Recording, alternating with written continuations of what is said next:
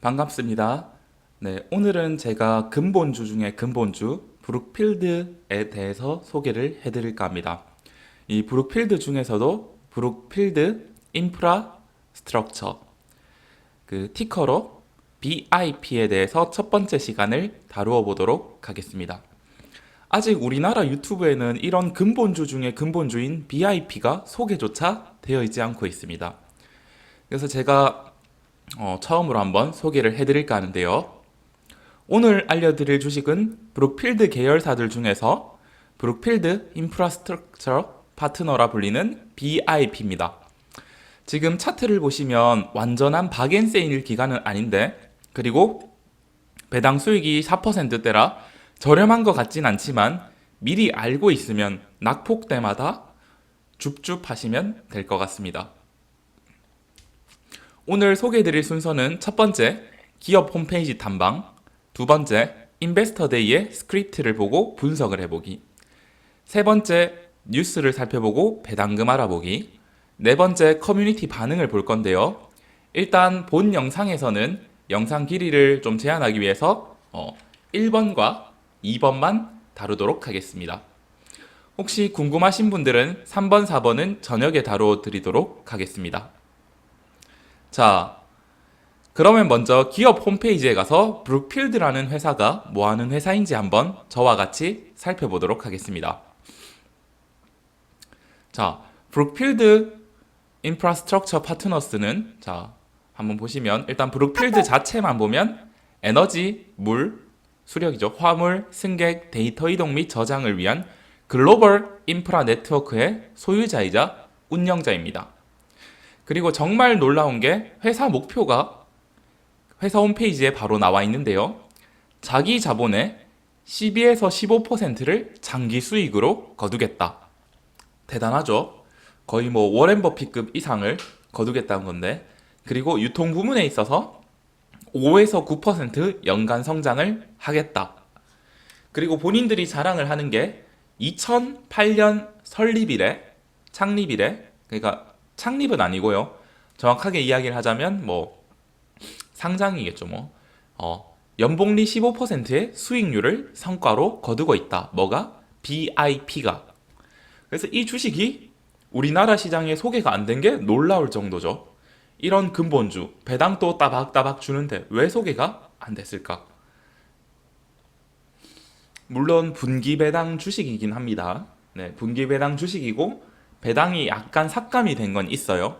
그럼에도 불구하고 아직 4%고 점점 높일 가능성이 높기 때문에 제가 소개를 드리는 겁니다. 자, 먼저 이 회사의 경영진을 한번 살펴볼 건데요. 자, 위에서부터 수많은 사람들이 있는데 그냥 8명만 제가 가지고 왔습니다. 자, 구체적으로 보시면 이 회사가 오래됐어요. 자, 최고 경영자인 셰프 CEO죠. CEO. 네, 플래시라는 사람은 1990년대 입사해서 2002년에 CEO가 된 내부 승진자입니다. 그 다음에 킹스톤이라는 사람은 원래 다른 회사에서 일을 하다가 2001년에 입사해서 15년에 CEO가 됐고, 그 다음에 메이던이라는 이 사람은 98년에 입사해서 공인회계사로 다른 기업에서 일하다가 왔습니다. 그 다음에 노블이라는 사람은 5년 동안 애널리스트를 입사 전에 하다가 2004년에 입사를 한 사람이고요.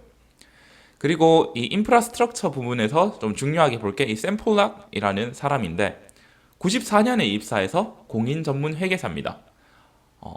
그리고 사신샹가요? 어쨌든 이 사람은 2002년에 입사해서 공인 회계사 출신, 그 다음에 재무 책임자로 2011년에 됐습니다. 그 다음에 요 아들러라는 사람은 MBA 나왔고요. 그 다음에 요 사람은 2007년에 입사했고 입사 전에는 레버리지 분야에 종사를 했었습니다. 그러니까 이 회사의 경영진은 기본적으로 내부 승진자들이 많다.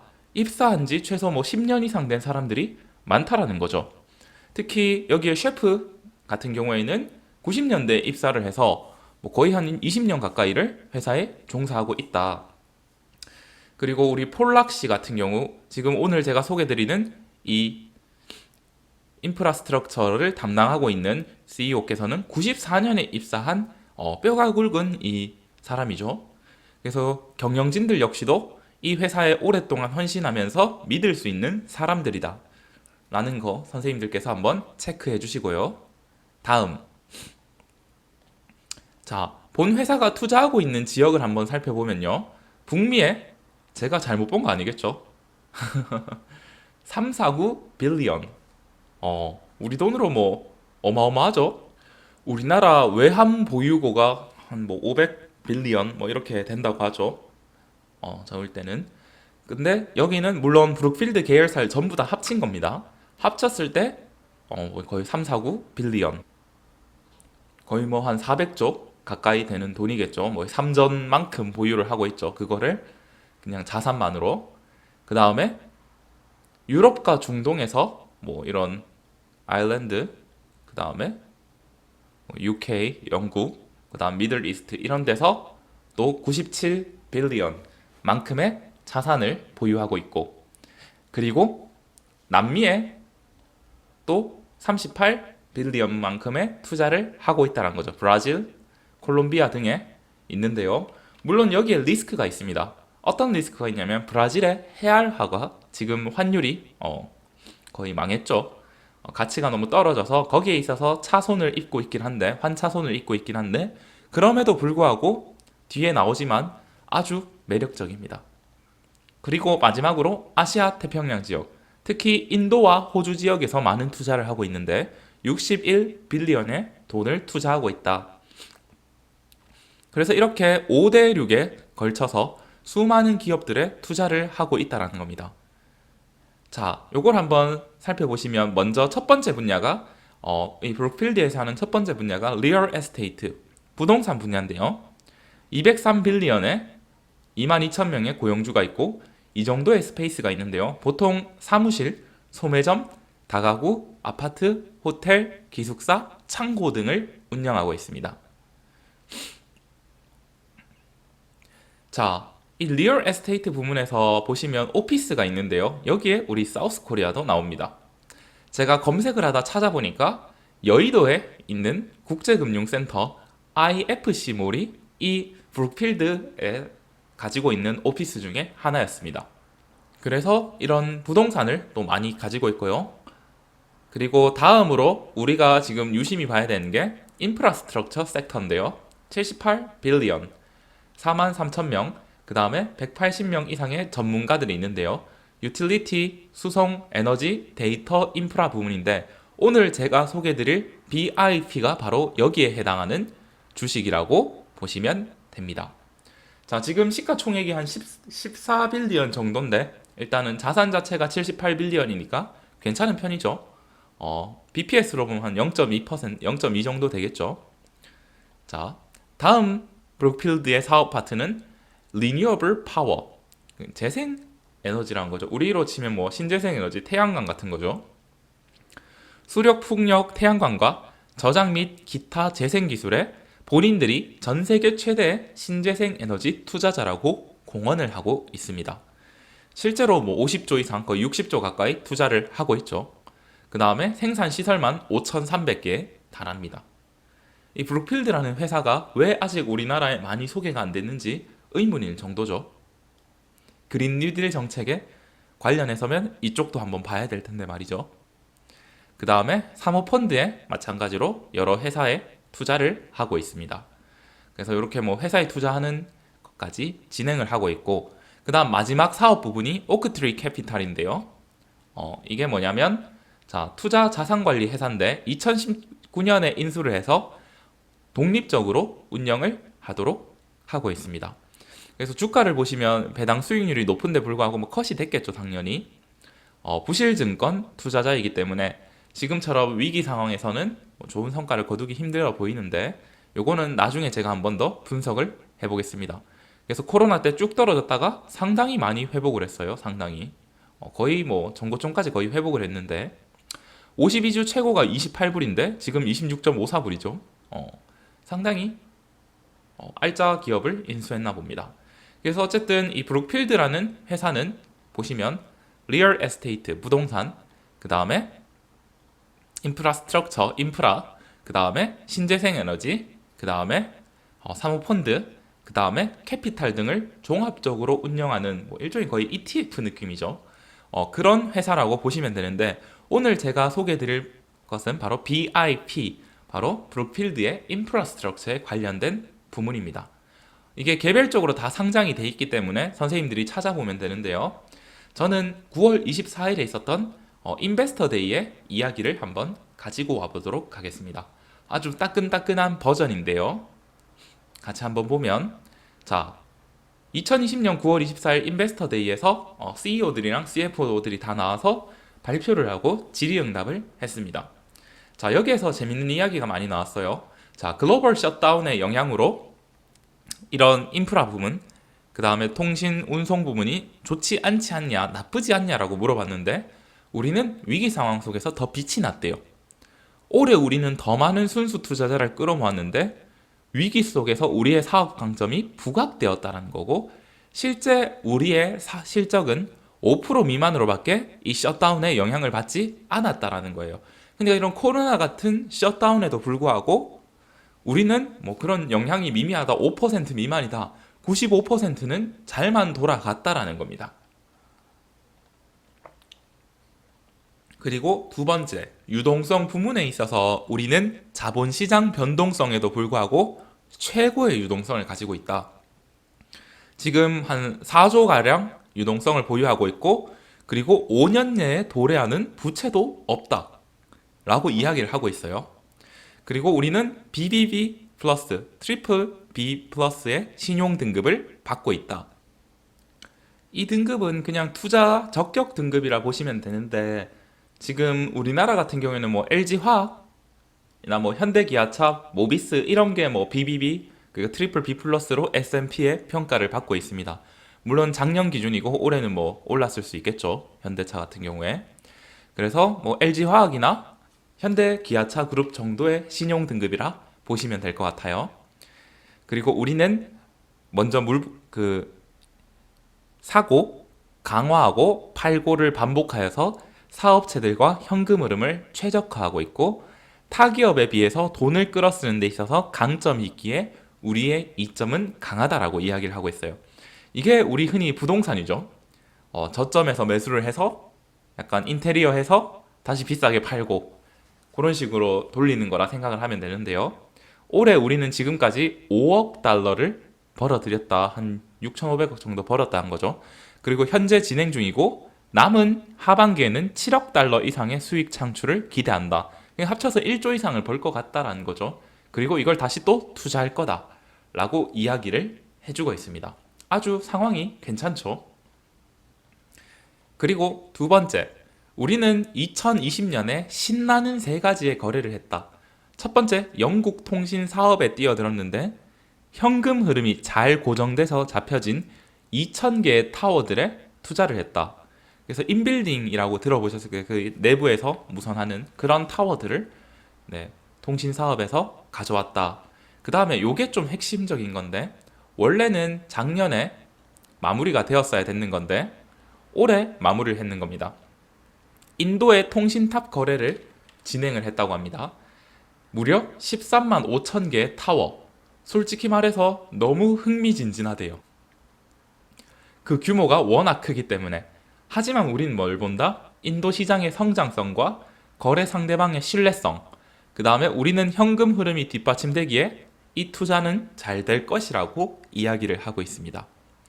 그 다음 세 번째, 미국에서 가장 큰 LNG 시설의 상당 지분을 우리가 인수했다라고 하고 있습니다. 그래서 지금 투자가 잘 이루어지고 있고 매우 신난다라고 이야기를 하고 있습니다. 그래서 계속해서 늘려가고 있죠.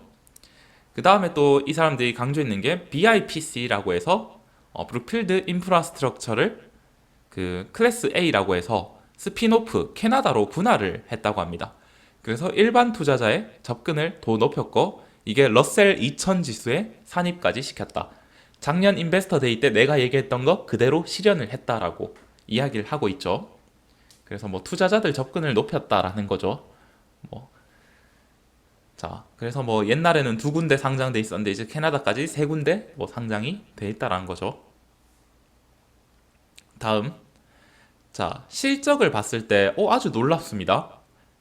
코로나에도 불구하고 2019년 상반기에 비해 20년 상반기가 8% 실적이 더 높대요.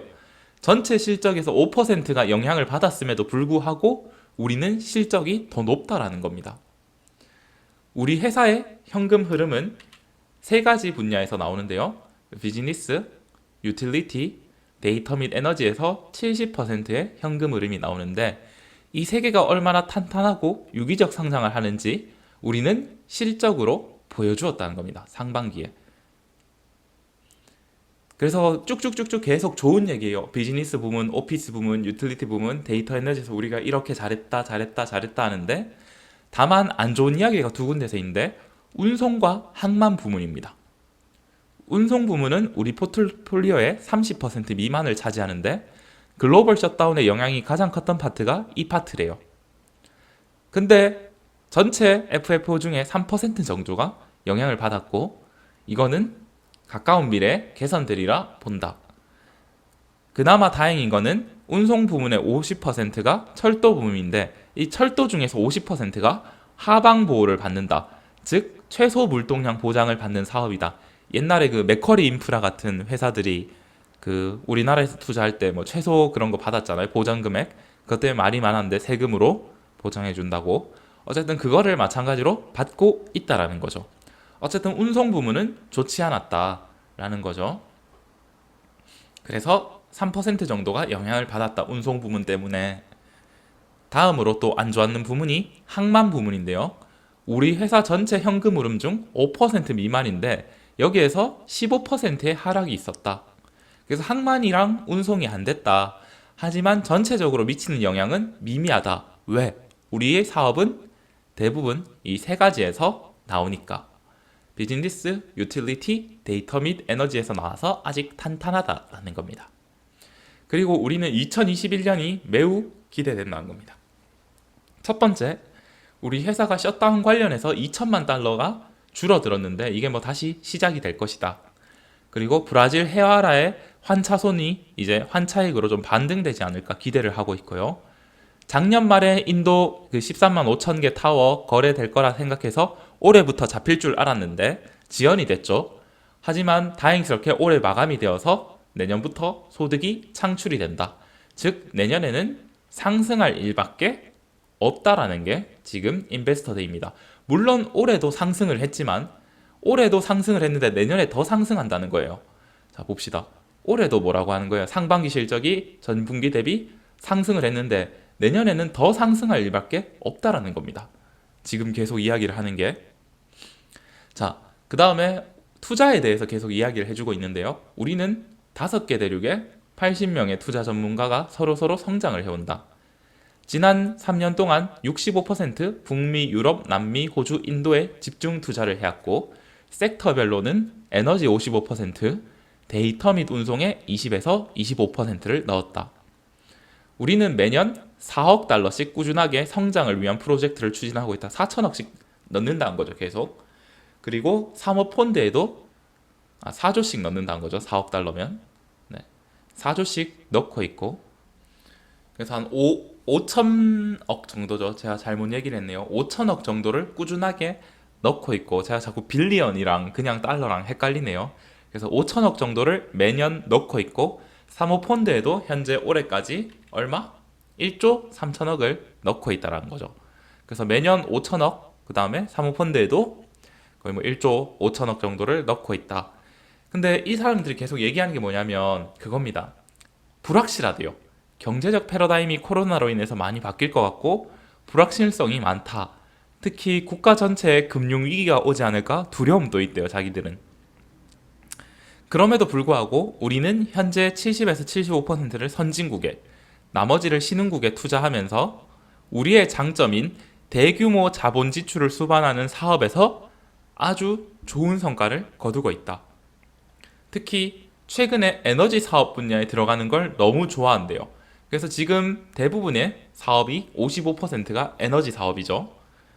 그리고 우리는 특히 LNG와 재생에너지 등에 투자하는 걸 좋아하는데요. 자, 얘들이 LNG, 북미 최대 LNG 그 시설에 또 투자를 했잖아요. 그 세 가지 중에 하나가. 자, 요거 한번 보시면 앞에 한번 보시면 자, 여기 미국에서 가장 큰 LNG 시설의 상당 지분을 인수했잖아요. 요거랑 연결이 되는 겁니다.